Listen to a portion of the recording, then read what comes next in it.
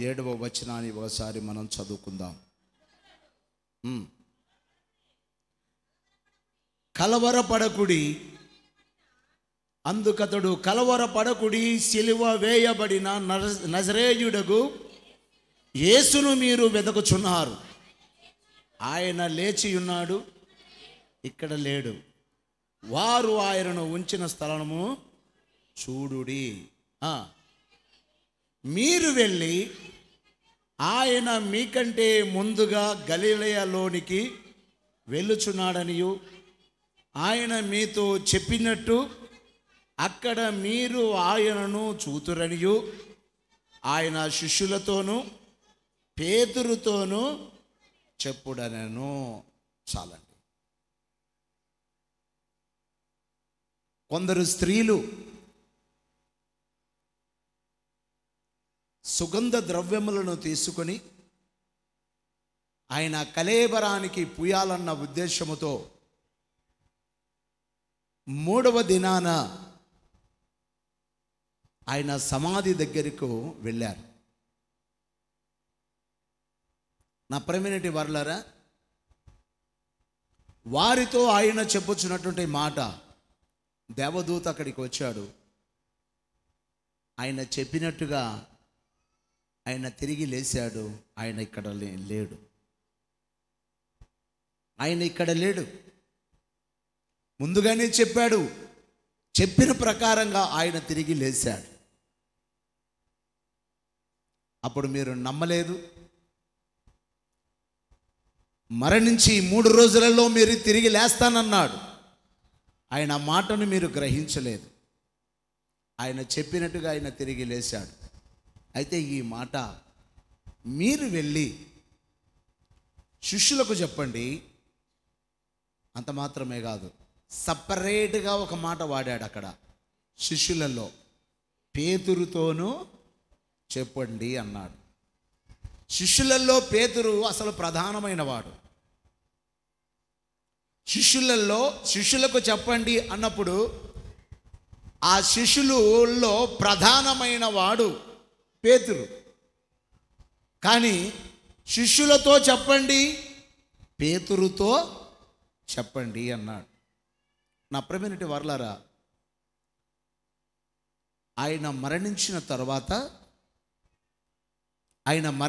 తర్వాత ఈ శిష్యులందరూ ఎక్కడి వారు అక్కడ పరారై వెళ్ళిపోయారు.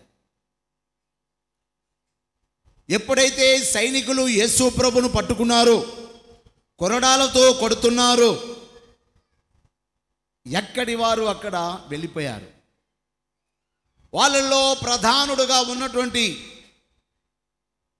పేతురు అనబడినటువంటి శిష్యుడు అసలు యేసు ప్రభును ఎరగనని ముమ్మారు అబద్ధమాడాడు. అంటే ఆయన చనిపోతే, శిలువ మీద చనిపోతే ఒక్క యోహాను తప్ప మిగతా వాళ్ళందరూ ఎక్కడి వాళ్ళు అక్కడ వెళ్ళిపోయారు. ఆయన సమాధి చేయటానికి కూడా ఎవరు అక్కడ లేరు. ఆయనతో ఉన్న శిష్యులే, నీ కోసం ప్రాణం పెడతామన్నటువంటి శిష్యులు అక్కడ లేరు. అయితే ఆయన సమాధి చేయటానికి రహస్య శిష్యులుగా 2 ఉన్నారు.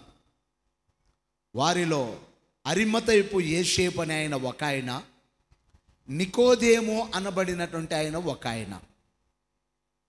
ఈ నికోదేము యేసు ప్రభువును అడుగుతాడు, బోధకుడా, నేను నిత్యరాజ్యానికి వెళ్ళాలంటే నేనే మంచి కార్యాలు చేయాలా, నేనేమి చేయాలా అంటాడు. అని ప్రశ్న అడిగిన ఆయన ఈయన. అప్పుడు పూర్ణాత్మతో నీ దేవుని ప్రేమించు, నిన్ను వలే నీ పొరుగు వారిని ప్రేమించు అన్నప్పుడు, నేను చేస్తూనే ఉన్నానయ్యా, నేను ఇవన్నీ చేస్తూనే ఉన్నాను. అయితే నీకు ఒకటి కొదవైనది ఏమిటంటే, నీ ఆస్తి అమ్మి బీదలకు ఇచ్చి నన్ను వెంబడించు అంటాడు. అప్పుడు ఆయన బాగా మిగులు ఆస్తిపరుడు గనుక, మంచి ధనవంతుడు గనుక వెనుతిరిగి వెళ్ళిపోయాడు ఆయన. అంటే అప్పుడు రహస్యముగా ఉన్నాడు ఆయన. అరిమతపు యేసేపు కూడా ధనవంతుడు, కానీ యేసు ప్రభు అంటే చాలా ఇష్టం. యేసు ప్రభు బోధలు చాలా ఇష్టం. ఆయనే నిత్య జీవము గలవాడు. ఈ లోకములో మానవులందరికీ నిత్య జీవాన్ని ఇచ్చుటకు వచ్చినటువంటి మహనీయుడు యేసు ప్రభు వారే. కానీ నా కులం వాళ్ళు ఏమంటారు, నా మతము వాళ్ళు ఏమంటారు, నా తోటి స్నేహితులు ఏమంటారు అని చెప్పి రహస్యముగా యేసు ప్రభువును వెంబడిస్తున్నటువంటి వ్యక్తి ఈ యొక్క అరిమతపు యేసేపు. యేసు ప్రభు అంటే ఇష్టమే, కానీ వాళ్ళేమనుకుంటారో వీళ్ళేమనుకుంటారో అన్నటువంటి ఆలోచనతో రహస్యముగా దేవుణ్ణి కొనియాడుతూ ఉన్నాడు. అలాంటి వ్యక్తి ఇప్పుడు జరిగిన విషయం ఏమిటంటే, ఆ నికోదేము కూడా వచ్చి వెళ్ళిపోయినటువంటి వ్యక్తి, ఆయన చనిపోయిన తర్వాత జరిగిన విషయం ఏమిటంటే, పిలాతు దగ్గరికి వెళ్ళారు. పిలాతు రాజుతో మాట్లాడాలంటే ఎంత అధికారం ఉండాలి, ఒక రాజుతో మాట్లాడాలంటే ఎంతో అధికారం ఉండాలి, మంచి ధనవంతుడై ఉండాలి. ఇప్పుడు నికోదేము ఈ అరిమతపు యేసేపు రాజుతో మాట్లాడి ఆ యొక్క శరీరాన్ని మాకు ఇచ్చేయి, మేము సమాధి చేస్తాం అని చెప్పి రాజు దగ్గర పర్మిషన్ తీసుకొని వచ్చి ఇప్పుడు ఆయన కోసము తొలిపించినటువంటి ఒక రాతిని సమాధిగా తొలిపించుకున్నాడు అరిమతపు యేసేపు. ఆ రాతిలో ఈ యొక్క యేసు ప్రభు యొక్క శరీరాన్ని అక్కడ ఉంచారు. అయినా ఈ మతాధిపతులందరూ వచ్చారు. అయ్యా,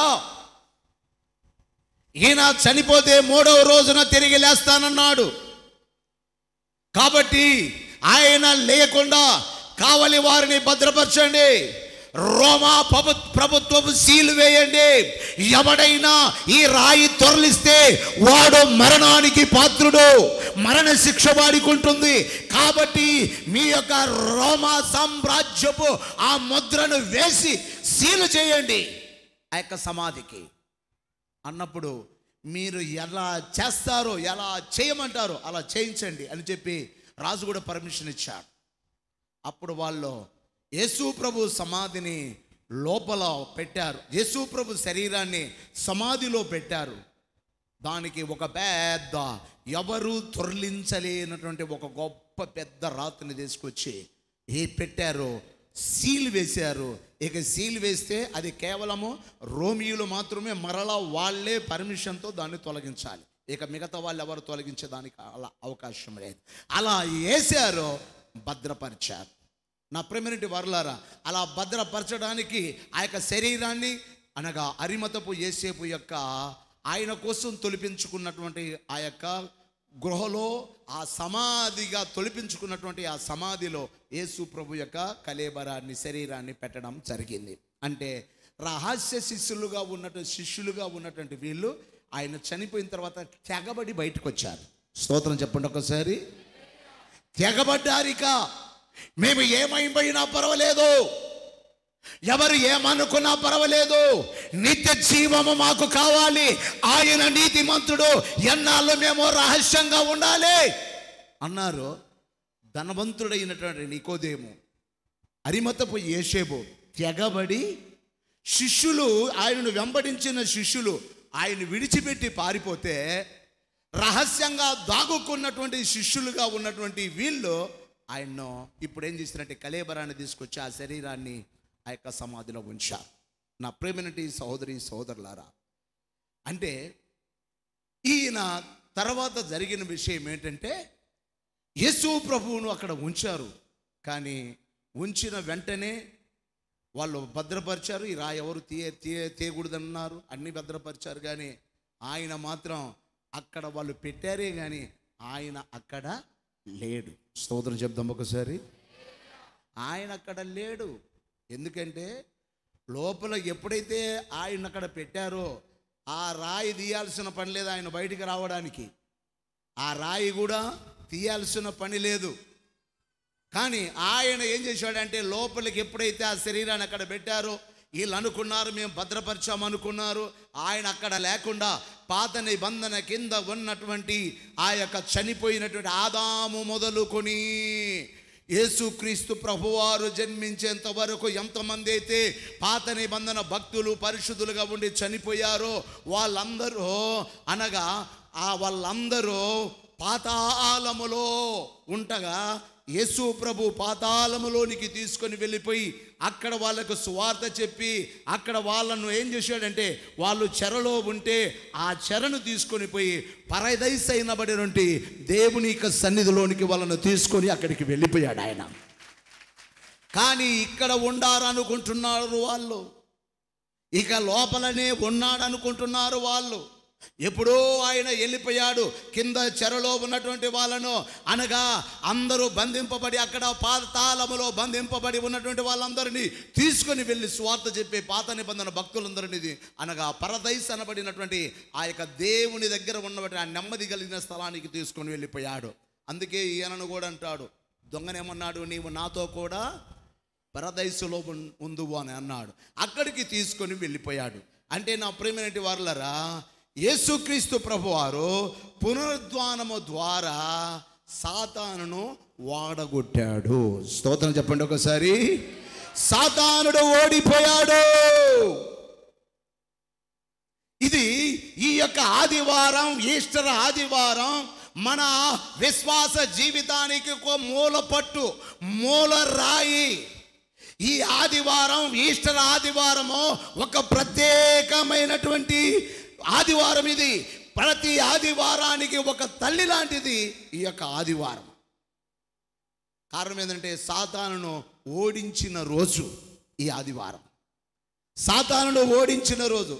గుడ్ ఫ్రైడే రోజున యేసు ప్రభువు మరణిస్తూ ఉంటే వాడు గంతులేశాడు.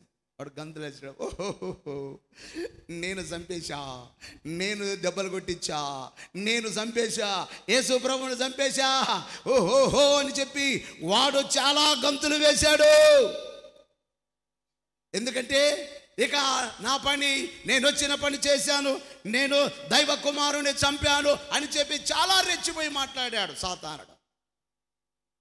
దేవుడు వాడి అజ్ఞానాన్ని చూసి చాలా నవ్వుకున్నాడు. స్తోత్రం చెప్తాం ఒకసారి. ఎందుకంటే అసలు ఆయన మరణిస్తేనే అసలు కథ బయటికి వస్తుంది. ఆయన మరణించవలసి ఉంది. వాడేమనుకున్నాడు సాతానుడు, నేను మరణానికి అప్పగిచ్చా, ఇక ఇంకేం తిరుగులేదు, నా పని నేను చేశానని చెప్పి బహు సంతోషపడ్డాడు. యేసు ప్రభు వాడి అజ్ఞానాన్ని చూసి చాలా నవ్వుకున్నాడు. ఎందుకంటే సాతానుడికి తెలియని ఒక సత్యాన్ని అక్కడ దాచిపెట్టాడు. స్తోత్రం చెప్తాము. వాడికి కొన్ని సత్యాలు తెలియదు. దేవుడు కొన్ని వాడికి కనపడకుండా చేశాడు. లేఖనాలు, ప్రవచనాలు చెప్పారు. ప్రవచనాలు యేసు ప్రభు ఈ లోకానికి రావడం వాస్తవం. ఆయన మెస్సయ్యగా వస్తాడు. మూడో నాడు అనగా ఆయన చనిపోతాడు, మూడో నాడు తిరిగి లేస్తాడు. ఆయన నమ్ముకున్న వాళ్ళందరినీ తిరిగి లేపడానికి విశ్వాసాన్ని కలుగజేస్తాడు. ఇది తథ్యం అన్నటువంటి సత్యం వాడికి మరుగైంది. వాడికి తెలియలేదు, సాతానుడుకు తెలియలేదు. నా ప్రియమైనటువంటి సోదరి సోదరులారా, మరణము తర్వాత ఏమి జరుగుతుందో సాతానుడుకు తెలియదు కనుక వాడు ఏం చేశాడనంటే నేనిక చంపాను అని చెప్పి బహు సంతోషపడతా ఉన్నాడు. నా ప్రియమైనటువంటి సహోదరి సోదరులారా, ఆయన ఇక్కడ మనం గమనించినట్లయితే ఆయన యేసు ప్రభువారు మనుష్య కుమారుడిగా ఈ భూలోకానికి వచ్చాడు, మరణించాడు, దైవ కుమారుడిగా చనిపోయి తిరిగి లేచాడు. చప్పట్లు కొట్టండి ఒకసారి. మనుష్య కుమారుడిగా భూలోకములో చనిపోయాడు, తిరిగి దైవ కుమారుడిగా లేచాడు. ఆయన తిరిగి లేచాడు, ఆయన పునరుద్ధానమయ్యాడు. బైబిల్లో ఒక మాట మనం చదువుదాం. రోమీయులకు రాసిన పత్రిక 1వ అధ్యాయం 4వ వచనంలో ఒకసారి మనం గమనించినట్లయితే మధ్యలో యేసుక్రీస్తు శరీరమును బట్టి దావీదు సంతానముగాను మృతులలో నుండి పునరుద్ధరణైనందున పరిశుద్ధమైన ఆత్మను బట్టి దేవుని కుమారుడిగాను ప్రభావముతో నియమింపబడని. స్తోత్రం చెప్దామా? నా ప్రియమైన సహోదరులారా, ఆయన మనుష్య కుమారుడిగా ఈ భూలోకానికి వచ్చి మరణించాడు. దైవ కుమారుడిగా ఆయన తిరిగి లేచాడు. స్తోత్రం చెప్దాం ఒకసారి. అంటే ఈ సత్యము ఆయన తిరిగి లేచిన తర్వాత ఏమి జరగబోతుందో సాతానుడికి తెలియదు. అది వాడికి మరుగు చేయబడింది. వాడు అనుకున్నాడు, ఇక నేను ఎంతో మందిని, ఈ లోకములో ఎంతో మందిని అందరినీ చంపాను, యేసు ప్రభువును కూడా అలాగనే చంపించాను, ఇక అయిపోయింది, ఇక ఏం పర్వాలేదు, ఇక భూలోకంలో ఉన్న మానవులందరూ నా బ్యాచే, నా పార్టీ, అందరూ కూడా నాతో పాటే నరకానికి వస్తాడనుకున్నారు. యేసు ప్రభు దాచిపెట్టినటువంటి ఈ దాచిన ఈ సత్యం వాడు ఎరగలేని వాడుగా ఉన్నాడు. అది అంటే చనిపోయి తిరిగి లేచిన తర్వాత ఏమి జరుగుద్దో చనిపోయిన తర్వాత ఏమి జరుగుద్దో వాడికి తెలియలేదు. అది తెలిసి ఉంటే ఇస్కరియోతు యూదాలో వాడు దూరేవాడే కాదు, అన్నా కైపాలో దూరేవాడే కాదు, ప్రజలను రెచ్చగొట్టించేవాడే కాదు, ఆయన కొరడాలతో కొట్టించేవాడు కాదు, ఆ దెబ్బలు తినిపించేవాడు కాదు, సిలువలో మరణానికి అప్పగించేవాడు కానే కాదు. ఈ సత్యం వాడికి తెలియదు. సత్యం తెలిసి ఉంటే ఎన్ని చేయించేవాడు కాదు. తెలియదు కాబట్టి వాడు అన్ని విధాలుగా ఏమన్నాడంటే, ఇక నేను అప్పగించాను, మరణానికి అప్పగించాను, గంతులు వేస్తూ ఉన్నాడు. నా ప్రియమైన సోదరులారా, ఎందుకంటే లేఖనాలు ఆయన గురించి ముందుగానే చెప్పాయి. ఆ లేఖనాల ప్రకారంగా ఆ లేఖనాల సంగతి వాడికి మరుగు చేయబడింది, వాడికి అర్థం కాలేదు.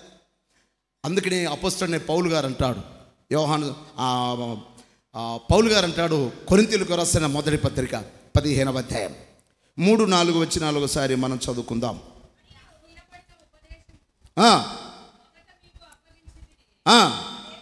అదేమనగా లేఖనముల ప్రకారము,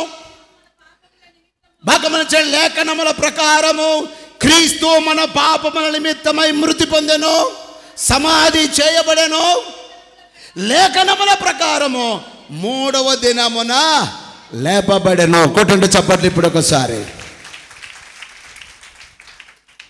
ఆయన 3వ దినాన లేపబడ్డాడు. నా ప్రియమైన సోదరుడా, ఆయన మరణించి తిరిగి లేచాడు. అందుకనే ఇప్పుడు భక్తులు అందరూ కూడా ఈ పాటలు ఎక్కువ పాడుతూ ఉంటారు. లేచినాడు రా సమాధి, స్వామి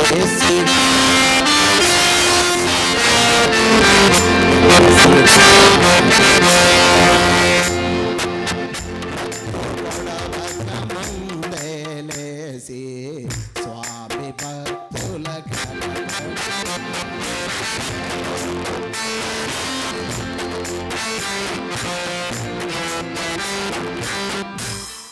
ఒకసారి స్తోత్రం చెప్దామా. యేసు ప్రభు మరణించాడు, సమాధి చేయబడ్డాడు, తిరిగి లేచాడు. తిరిగి లేచాడు. ఆయన సమాధిలో లేడు, ఆయన తిరిగి లేచాడు. ఇలాంటి సందర్భంలోనే నాకు ఒక మాట గుర్తొస్తుంది.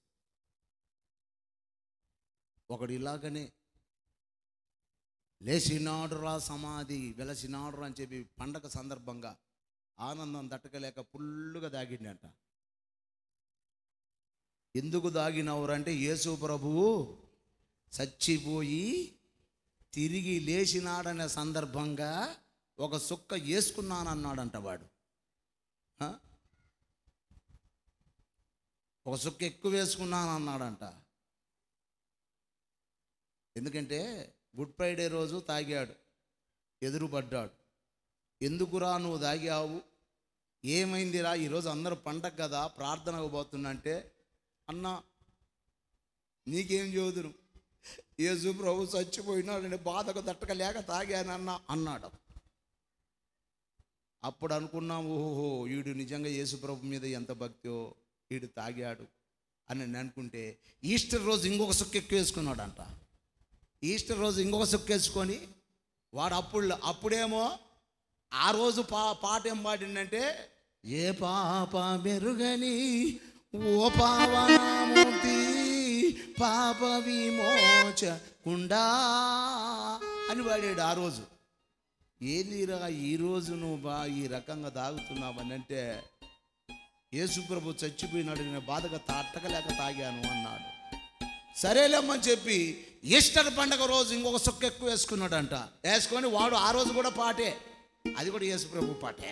లేచినాడు రాసమారి గెలసినాడు రా యేసో అని లేచిండు.